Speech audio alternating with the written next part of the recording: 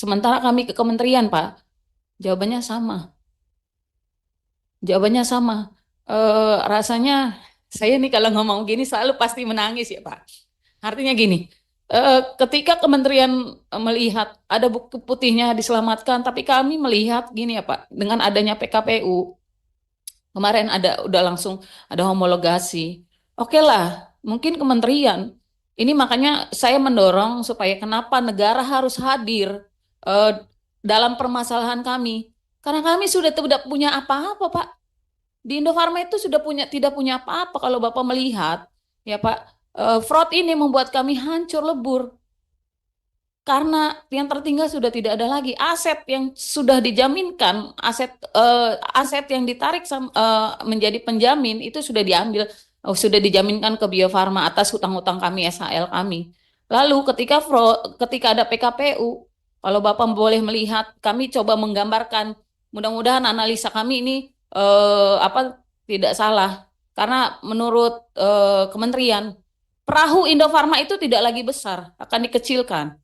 Lalu bicara soal eh, hak-hak kami akan dikecilkan, otomatis kan karyawannya akan dilepas seperti itu. Tapi ketika kami melihat aset kami, Pak, bayarnya pakai apa? Ketika melihat manajemen kami berdiskusi, lalu hanya andalannya aset, aset, aset. Pak, sisanya hanya 80 miliar. Utang karyawan aja, perusahaan kepada karyawan aja sudah 95 miliar. Lalu pastikan kami minggu lalu ketemu dengan Pak Astep. Bagaimana nasib kami, Pak? Kalau bicara soal aset, kami pastikan di depan mata, kami menjadi tulang dan kulit yang tidak bisa mendapat apa-apa. Nyatanya, dari saya masuk di 2001, Pak. Perusahaan ini selalu bilang going concern. Oke, kami ikut going concern. Tapi nyatanya yang terakhir yang dilakukan adalah fraud. Ini mencabuk-cabik kami, Pak. Tidak gajian. Lalu manajemen sampai sekarang juga mau meniat merumahkan kami dengan gaji yang kecil. Kami makan apa, Pak? Ada yang WA anggota kami bilang, Bu, tolong berikan gaji kami. Beras liter nggak ada di rumah, Pak. Seliter. Ini makanya saya selalu nangis. Mungkin dikatakan saya cengeng, tidak, Pak. Tapi terlalu sedih dengan kehidupan. 15.000, Pak, seliter. Dan kami tidak sanggup membeli itu. Dan ini saya suruh arahkan kemana saja. Ke holding sudah, Pak. Ke kementerian sudah. Ke Menaker sudah.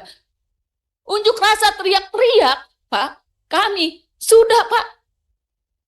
Lalu nyatanya sampai sekarang permasalahan kami tidak selesai. Lalu surat kami kemanapun sudah kami berikan. Dan kami punya harapan besar ke sini, Pak, untuk didengarkan oleh DPR. Karena ini adalah rumah rakyat. Tolong dengarkan aspirasi kami. Bahwa sampai hari ini, kami belum dapat penyelesaian, Pak.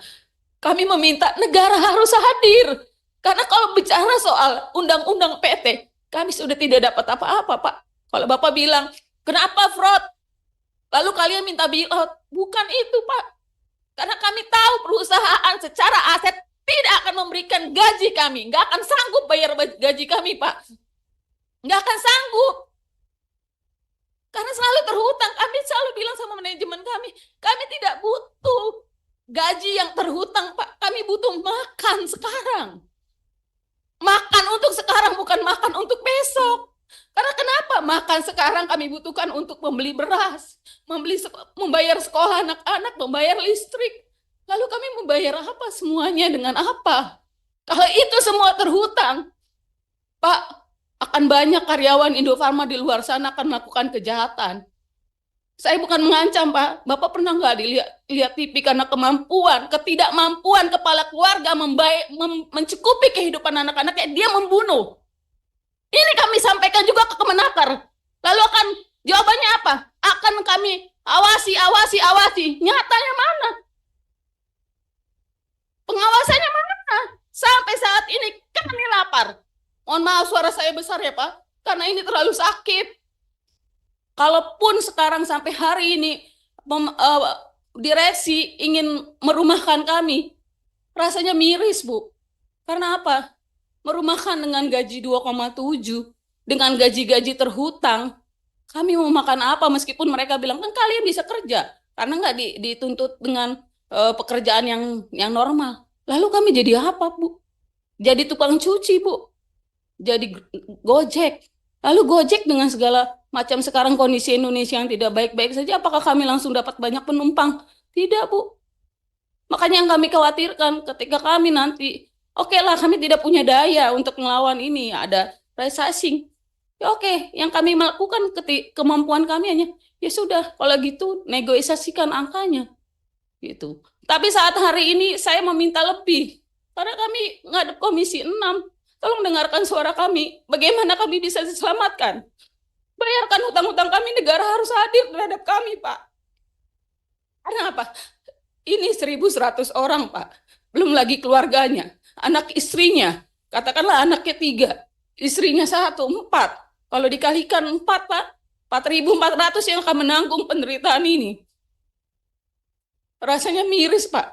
Pasti akan selalu, ketika saya mengatakan ini, selalu, apa ya, tidak bisa tidak menangis, Pak. Terlalu sakit, Pak. Kalau Bapak bilang, ini bukan waktu yang sebentar buat kami untuk menahan ini. Cukup lama, Pak. Dan kenapa harus kami teriakan sekarang memberanikan diri untuk maju? Ini sudah level terendah.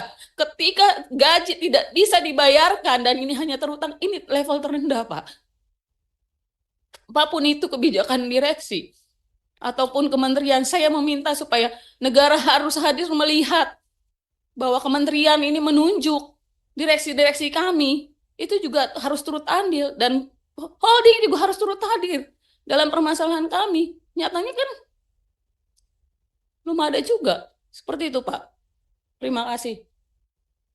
Baik, masih ada lagi? Boleh saya